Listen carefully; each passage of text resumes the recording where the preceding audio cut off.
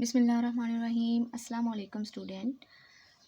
आज हम स्टार्ट करने लगे हैं 10th class mathematic chapter number 1।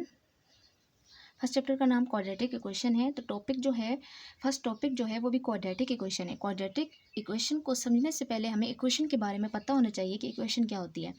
तो हम इक्वेशन की डेफिनेशन को देख लेते हैं। An algebraic expression which contain the sign of equality is called equations.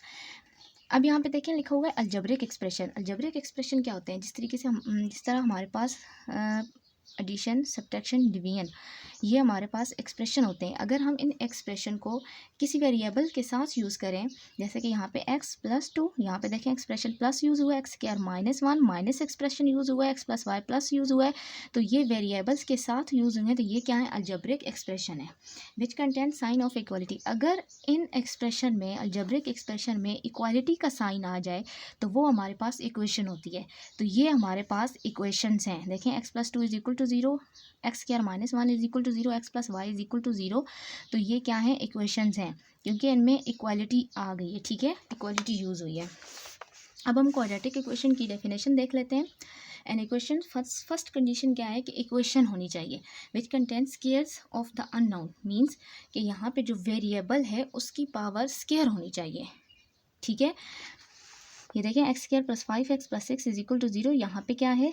Variables की डिग्री जो है वो क्या है? स्केयर है। बट यहाँ पे देखें x³ + x² + x+1 is equal to 0। यहाँ पे जो डिग्री है वेरिएबल्स की वो 3 है। It is not a quadratic equation. x+1 is equal to 0, it is also not a quadratic equation, but it is a linear equation. ठीक है, just हमारे पास क्या होना चाहिए? डिग्री स्केयर होनी चाहिए, बट नो हायर पावर। उसकी हायर पावर नहीं होनी चाहिए, क्यूब नहीं होनी चाहिए। ठीक है, is called a quadratic equation. तो ये क्वाड्रेटिक इक्वेशन होती है, या हम इसको क्या कह सकते हैं? Equation of the second degree, या हम इसको ये भी कह सकते हैं कि ये इक्वेशन है सेकंड डिग्री की। Okay, a second degree equation in one variable x of the form x² plus bx plus c is equal to 0 where a does not equal to 0 and a b c are reals। Obviously अगर हम a को 0 put कर दें तो देखें यहाँ पे क्या हो जाएगा? bx plus c is equal to 0। तो फिर वो क्वाड्रेटिक इक्वेशन की कंडीशन को तो फिल नहीं कर रहा।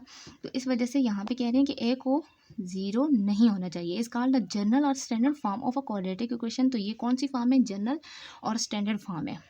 ठीक है, फिर A is the coefficient of x square. A किसका कोफिशेंट है? एक्स स्क्वायर का। बी किसका कोफिशेंट है? एक्स का। और सी क्या है? कांस्टेंट टर्म है।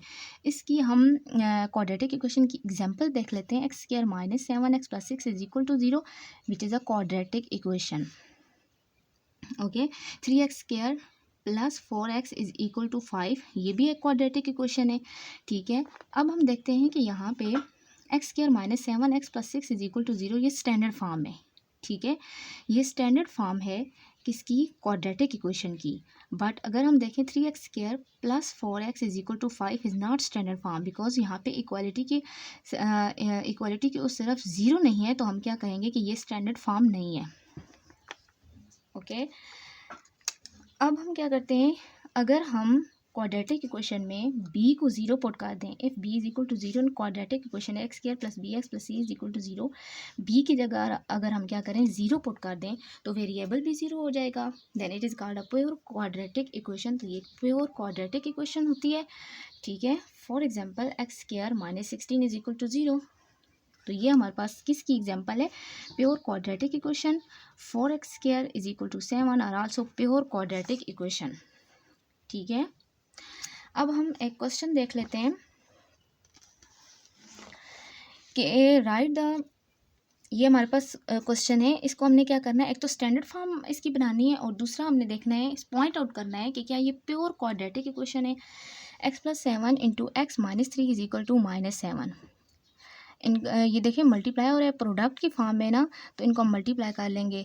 मल्टीप्लाई करने के लिए हमारे पास दो तरह के मेथड होते हैं। देखें, यूँ भी हम कर सकते हैं x+7 x - 3, यूँ भी कर सकते हैं।